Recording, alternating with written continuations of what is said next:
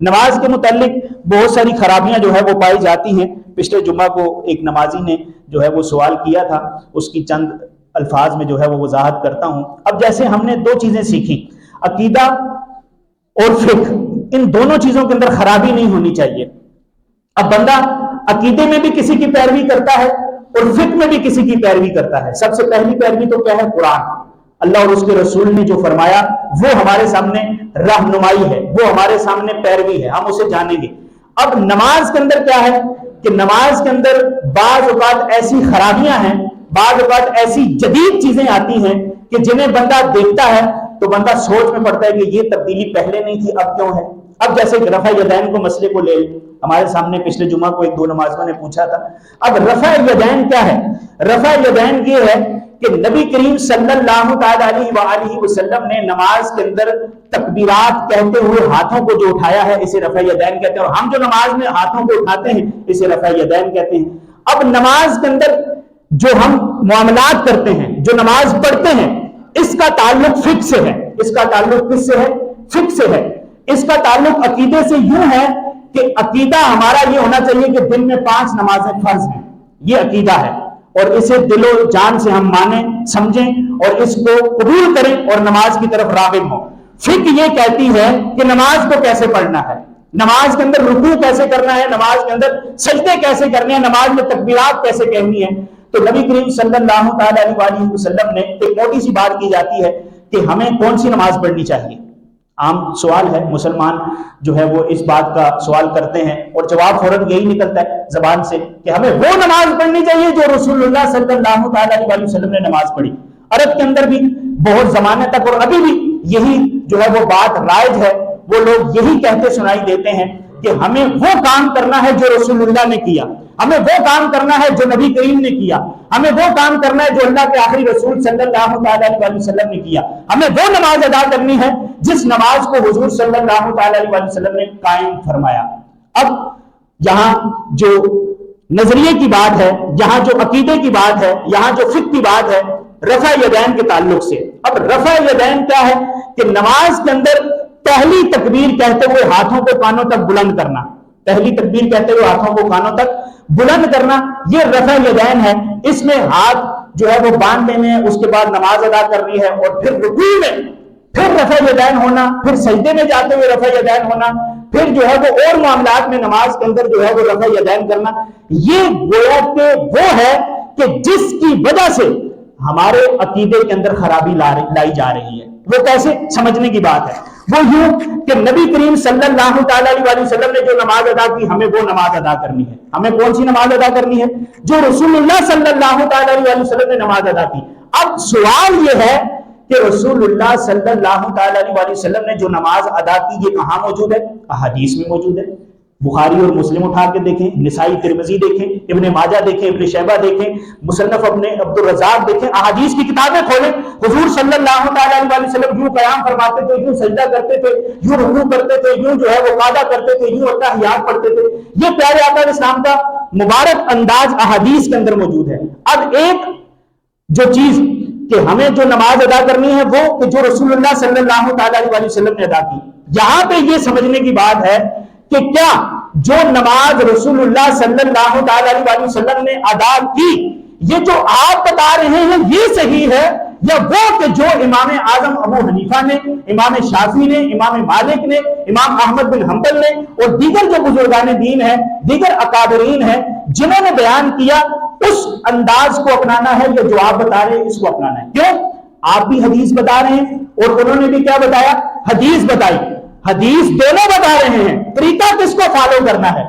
ماننا کس کو ہے؟ ماننا اس کو ہے کہ جنہوں نے حدیث کا صحیح معنی لیا، جنہوں نے حدیث کو صحیح سمجھا. اور حدیث کس زبان میں ہے؟ عربی زبان میں. اب آپ اور میں ہم آپس میں بات کر رہے ہیں، آپ اور میں عربی کو زیادہ جانتے ہیں یا امام اعظم ابو حنیفہ عربی کو زیادہ جانتے ہیں؟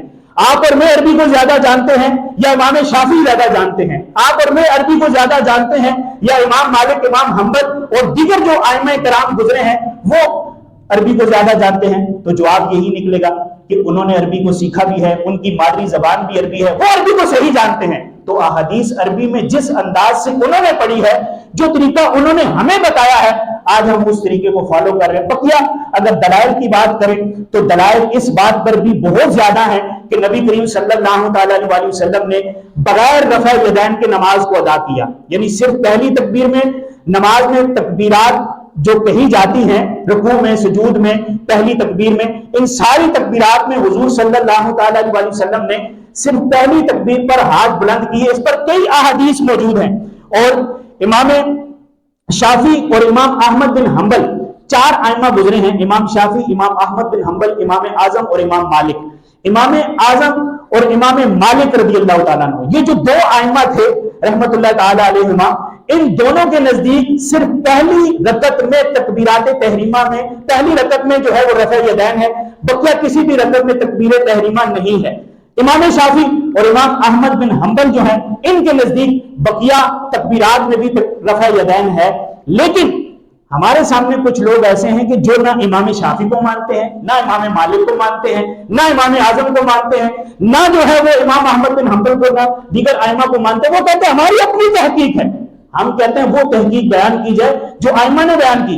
یہ تحقیق جو ائمہ کی ہے، اب جو امام اعظم، امام شافعی، امام مالک، امام احمد بن حنبل کا اختلاف ہے، یہ اختلاف تو رحمت ہے۔ نبی کریم صلی اللہ تعالی علیہ وسلم نے احادیث میں فرمایا کہ میری امت کا اختلاف قرآن اور حدیث میں نہیں، فقہی معاملات میں، جن معاملات میں ہم جو ہے وہ بحث و مباحثہ کرتے ہیں، آقا صلی اللہ تعالی علیہ وسلم نے فرمایا میری امت کا اختلاف تو رحمت ہے۔ یہ اختلاف تو صحابہ کرام علیہ رضوان کے درمیان میں بھی رہا، حج کے کئی معاملات ہیں جس پر صحابہ کرام علیہ رضوان کے درمیان اختلاف رہا، اور پھر رفع یدین کے ترک کرنے پر جو احادیث ہمارے سامنے موجود ہیں وہ اتنی تواتر کے ساتھ ہیں کہ ان کو اگر بیان کیا جائے تو وقت جو ہے وہ قلیل پڑے، وقت کم پڑ جائے۔ امام اعظم ابو حنیفہ اور امام مالک رضی اللہ تعالیٰ عنہ، یہ جو دو ائمہ تھے، ان کے نزدیک اتنی احادیث تھی کہ پہلی رکعت کے علاوہ حضور صلی اللہ تعالی علیہ وسلم نے کسی تکبیر میں ہاتھوں کو نہیں اٹھایا۔ وہ احادیث بے شمار ہیں۔ وہ امام عینی رحمت اللہ تعالیٰ نے بیان فرمایا کہ جو عشرہ مبشرہ صحابہ گزرے، جن 10 صحابہ کے نام ہمیں بچپن سے یاد کرائے جاتے ہیں، ان 10 صحابہ نے رفع یدین نہیں کیا۔ ان 10 صحابہ نے اپنی زندگی میں صرف پہلی تکبیر پر رفع یدین کیا، جیسے ہم ہاتھ اٹھا کے نماز کے لیے ہاتھ باندھتے ہیں، اس کے علاوہ کسی صحابی نے نہیں کیا۔ اور دیگر صحابہ کرام علیہ رضوان کا بھی یہ انداز ملتا ہے۔ علی المرتضیٰ شیر خدا کرم اللہ تعالیٰ وجہ الکریم سے بھی حدیث مروی ہے۔ عبداللہ بن مسعود رضی اللہ تعالیٰ عنہ، نبی کریم صلی اللہ تعالیٰ علیہ وسلم کے یہ وہ صحابی ہیں جنہیں حضور صلی اللہ تعالیٰ علیہ وسلم کی جانب سے یہ اعزاز حاصل تھا کہ آپ حضور صلی اللہ تعالیٰ علیہ وسلم کے ساتھ ہمیشہ رہا کرتے تھے۔ آپ حضور صلی اللہ تعالیٰ علیہ وسلم کے نالین یعنی جوتے شریف اٹھانے کا آپ کو شرف ملا، اور آپ صلی اللہ تعالیٰ علیہ وسلم کا تکیہ مبارک اٹھانے کا شرف ملا۔ آپ سے حدیث مروی ہے جو امام ترمذی نے روایت کی ہے۔